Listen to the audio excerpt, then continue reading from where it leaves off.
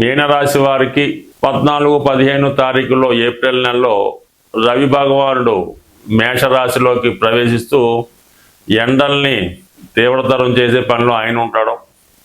ఇక మిగిలిందల్లా బుధ, శుక్ర, రాహు, శని, మరి కొన్ని రోజులకి కేవలం శని ఒక్కడే మిగలడం జరుగుతూ ఉంటుంది.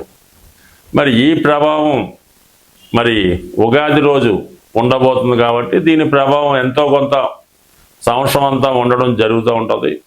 ఇక్కడ ఈ మార్పు నష్టం వల్ల జరిగిందంటే అది మీనరాశి వారికే అని చెప్తాం మనం. ఎందుకంటే వీళ్ళకి జన్మ శనిలోకి ప్రవేశించాడు శని భగవానుడు. ఇంచుమించుగా 2.5 సంవత్సరాలు ఈ శుభముహూర్తంలో ప్రవేశించడం జరిగింది.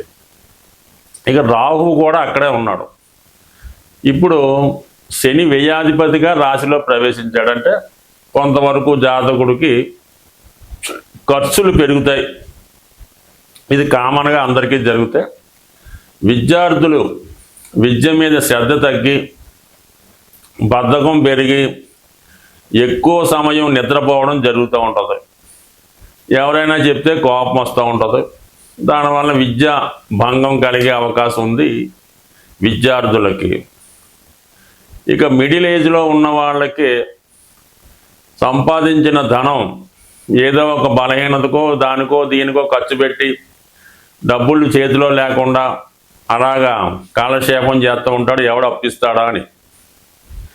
ఇక మూడో రకం ఏంటంటే అనారోగ్య సమస్యలతో ఉన్నవాళ్ళు, కొద్దిగా ఓల్డ్ ఏజ్లో ఉన్నవాళ్ళు ఈ సమయంలో బెడ్ రిడన్ అవ్వడం కానీ ఇతరుల మీద ఆధారపడి వాళ్ళతో సేవ చేయించుకోవడం కానీ జరుగుతూ ఉంటుంది. అంటే మొత్తం మీద మీనరాశి వారికి పనిలో బర్డెన్ పెరుగుతుంది. చిన్న పని చేయాలన్నా ఇతరుల సహాయం కోరుకుంటారు. ఏది కూడా స్వతంత్రించి పని చేయలేకపోతుంటారు.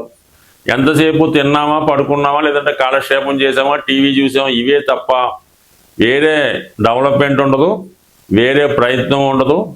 జరిగిపోయినవి తలుచుకొని బాధపడడం అదే చేస్తూ ఉంటారు నిరంతరం. ఇది ఎలా జరిగితే బాగుండు, అప్పుడు అలా చేస్తే బాగుండు అనుకొని పశ్చాత్తాపడడం జరుగుతూ ఉంటుంది. కాబట్టి మరి ఈ రాశి వారు మాత్రం కంపల్సరీగా ప్రస్తుతం ఉన్నటువంటి వారి యొక్క యాక్టివిటీసు, వారి యొక్క నడవడిక, వారి ప్రవర్తన, క్రమశిక్షణ మొత్తం టోటల్ చేంజ్ చేసుకోవాల్సి ఉంటుంది.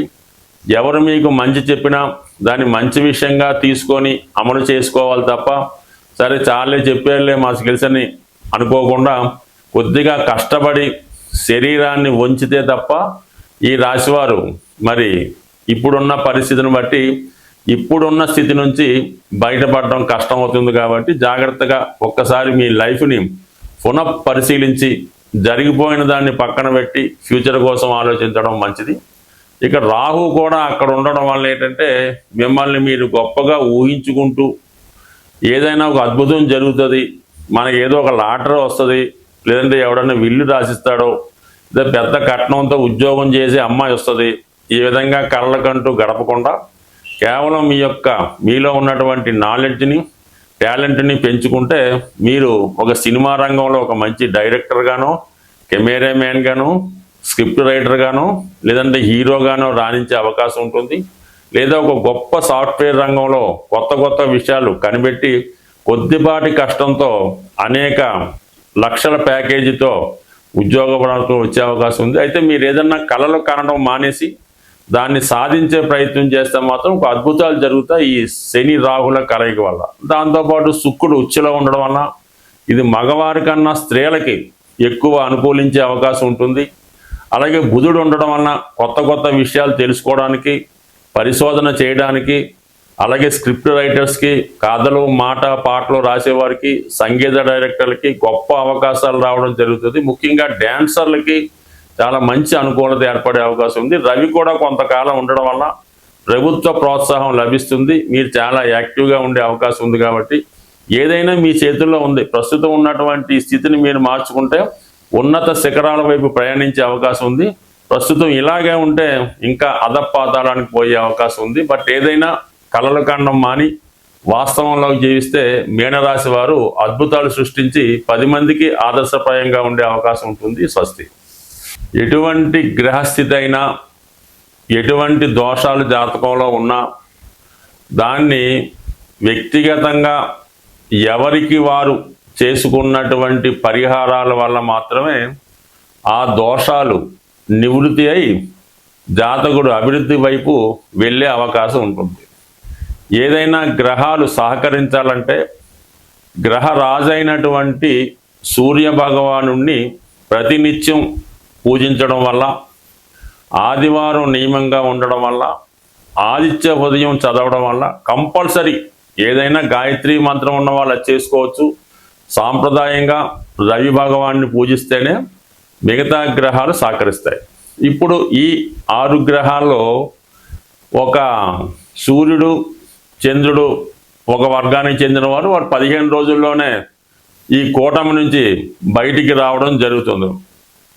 ఇక అక్కడ ఏర్పడినటువంటి ఈ 4 గ్రహాలు కూడా ఒకే వర్గానికి, అంటే శని వర్గానికి చెందినవి. రాహువు, అలాగే శని, బుధ, శుక్ర, ఈ 4 కూడా శని వర్గ రాశులుగా చెప్పడం జరుగుతుంది. కొంతమంది రాక్షస వర్గం అని అంటారు. ఏదైనా మెటీరియలిస్టిక్ జీవితంలో మానవుడు సుఖపడాలి, అన్ని సౌకర్యాలు పొందాలంటే ఈ 4 గ్రహాలే ప్రధానం. అదృష్టవశాత్తు ఈ 4 గ్రహాలు ఒకే వర్గానికి చెందడం వల్ల మీరు కంపల్సరీగా శని భగవానుని అనుగ్రహం కోసం శివుణ్ణి ఆరాధించడం వల్ల, రాహు యొక్క ప్రభావం కొరకు అమ్మవారిని పూజించడం వల్ల, మరి శుక్రుడు యొక్క ఇంపార్టెంట్, శుక్రబలం ఉంటే అన్ని సౌకర్యాలు లభిస్తాయి కాబట్టి లక్ష్మీ అమ్మవారిని లక్ష్మీ స్తోత్రం ద్వారా, అలాగే చివరిగా బుధుడు చిన్న గ్రహం అయినప్పటికీ కూడా విష్ణుమూర్తిని పూజించడం వల్ల ఈ గ్రహాలు మీకు అనుకూలంగా మారడం జరుగుతుంది. సో అందువలన వ్యక్తిగతంగా వీటన్నిటికీ కూడా ఏకైకంగా సింపుల్గా ఉపయోగపడేది విష్ణు సహస్రనామం. విష్ణు సహస్రనామ పారాయణ వల్ల అటు ఏలినాటి శని, శివుని యొక్క అనుగ్రహం కూడా రావడం జరుగుతూ ఉంటుంది. అలాగే విష్ణుమూర్తి అనుగ్రహం లభిస్తూ ఉంటుంది.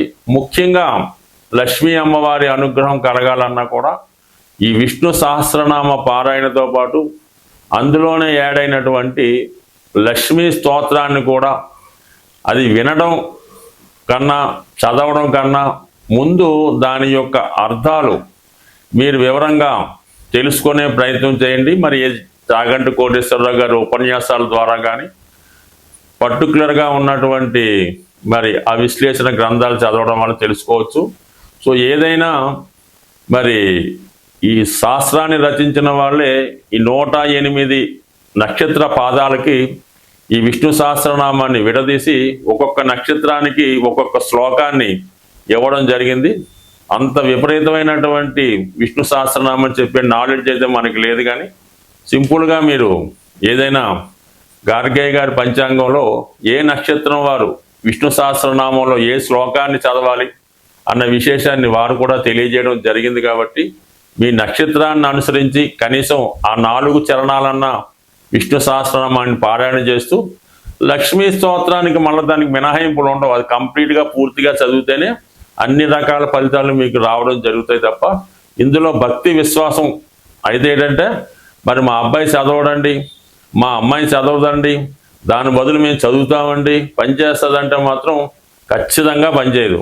కనీసం సూక్ష్మంలో మోక్షం ఎంతో కొంత నమ్మకం పెట్టుకుంటూ కనీసం ఆ పుస్తకాన్ని దగ్గర పెట్టుకొని వీలైనప్పుడల్లా దాని వంక ఒక చూపు చూస్తే కంప్లీట్గా మీకు ఆ అనుగ్రహం తప్పగా లభించే అవకాశం ఉంది. ఏదైనా నమ్మకం, విశ్వాసం, గ్రహాలు శుభాన్నిచ్చినా కష్టాన్నిచ్చినా అవి అనుభవిస్తున్న వారికి ఇది చక్కని పరిహారంగా లభించే అవకాశం ఉంది. స్వస్తి.